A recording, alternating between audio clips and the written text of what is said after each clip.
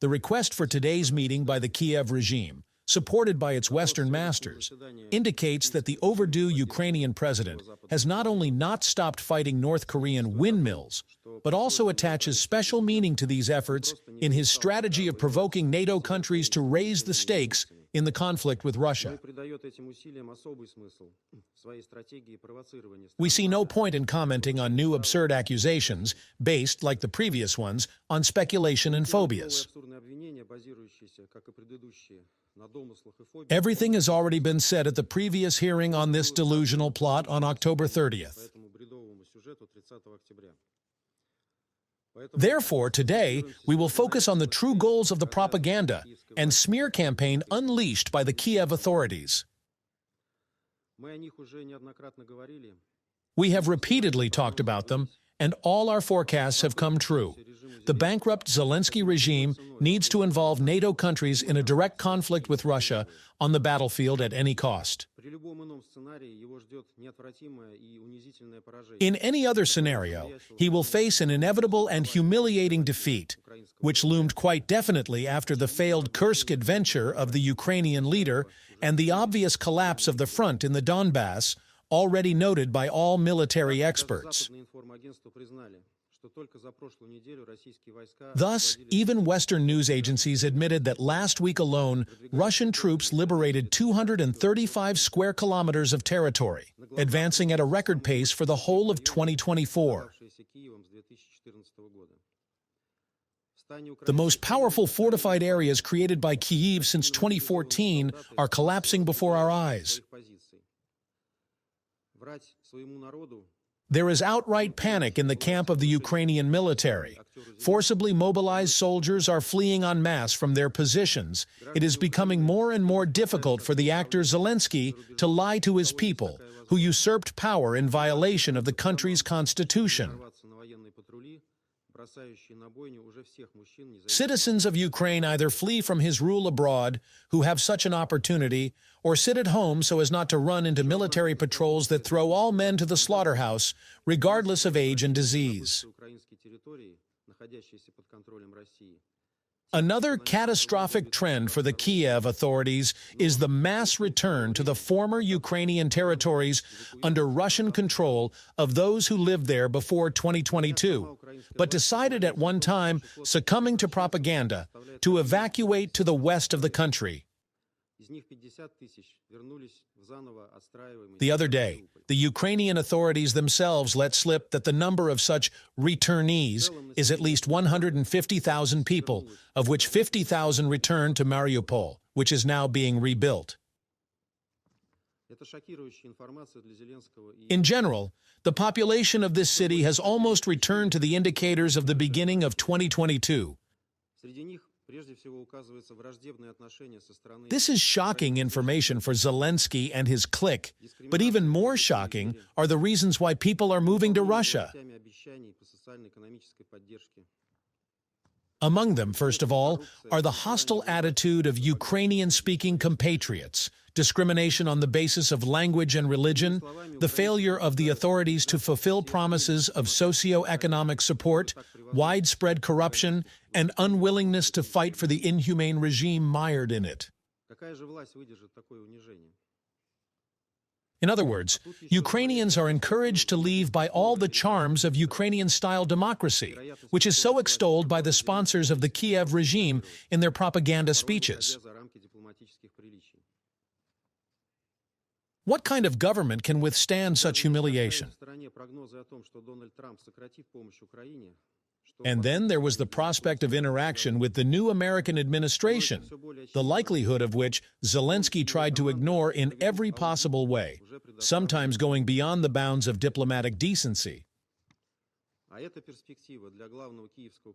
And even if we leave aside the forecasts that Donald Trump will reduce aid to Ukraine, which will essentially be a death sentence for the armed forces of Ukraine, it is becoming increasingly obvious that he and his team will conduct an audit of the aid already provided to Kyiv. And this prospect for the main corrupt official in Kyiv and his accomplices is the most terrible of possible scenarios. After all, they have stolen so much over these almost 3 years that even many Western experts have their hair standing on end. For example, last week the British press published articles about the unimaginable theft of Ukrainian officials directly tied to the office of the Ukrainian president, who are allegedly engaged in the restoration of Ukrainian energy infrastructure. They cite anonymous testimonies of a number of such mega-corrupt officials who hope that Russian strikes on these facilities will continue and the war will write off everything.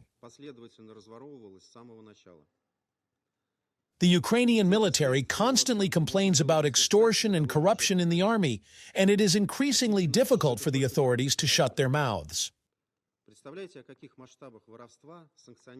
It turns out, in particular, that many defensive structures, for which millions of dollars were allocated on paper, do not really exist. And the former Minister of Labor of Poland, Piotr Kulpa, admitted in an interview the other day that from 30 to 50% of Western aid to Ukraine was consistently embezzled from the very beginning. From these funds, according to him, it would be possible to draw up the annual budget of Ukraine.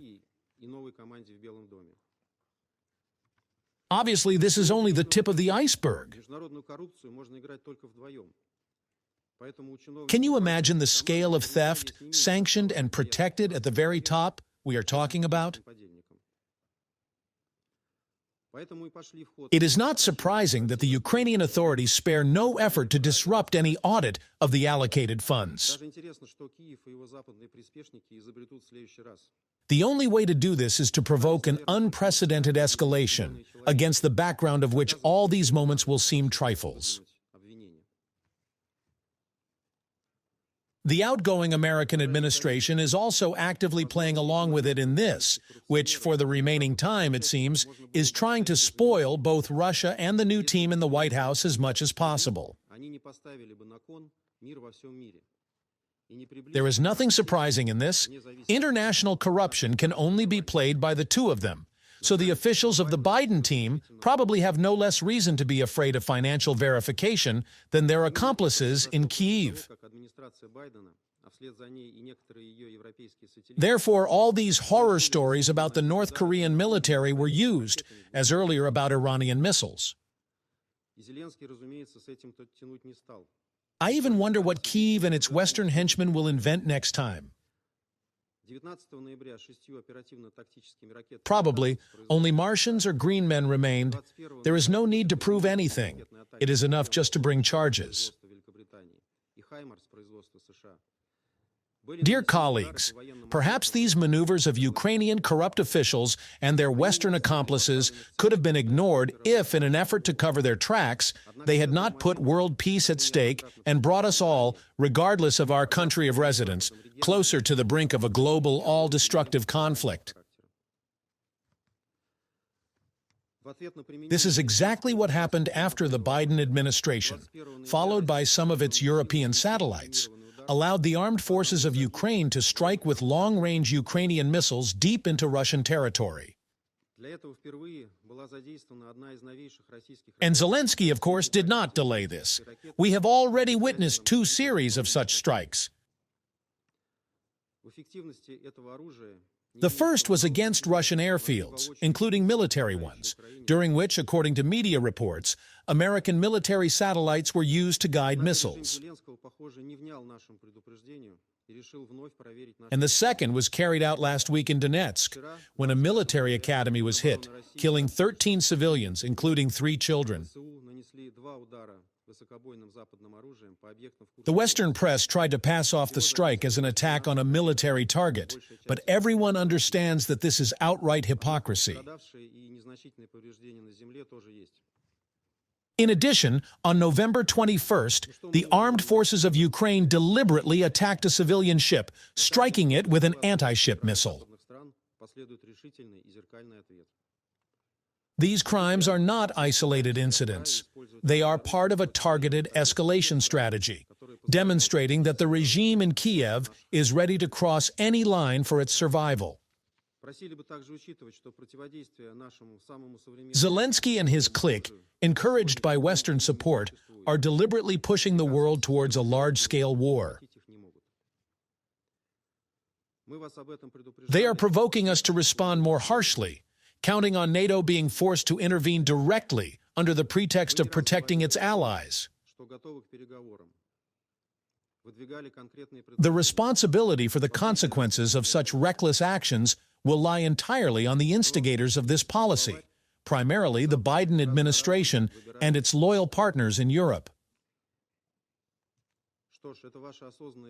Let us be clear. Russia will continue to defend its sovereignty, its citizens, and its interests by all available means. At the same time, we continue to urge the international community to assess the risks of supporting the Kyiv regime and to demand that it abandon its destructive course. History shows that such regimes ultimately lead their sponsors to failure and disgrace. We hope that reason will prevail and that efforts will be directed towards a peaceful resolution of the crisis rather than escalating it further. Thank you.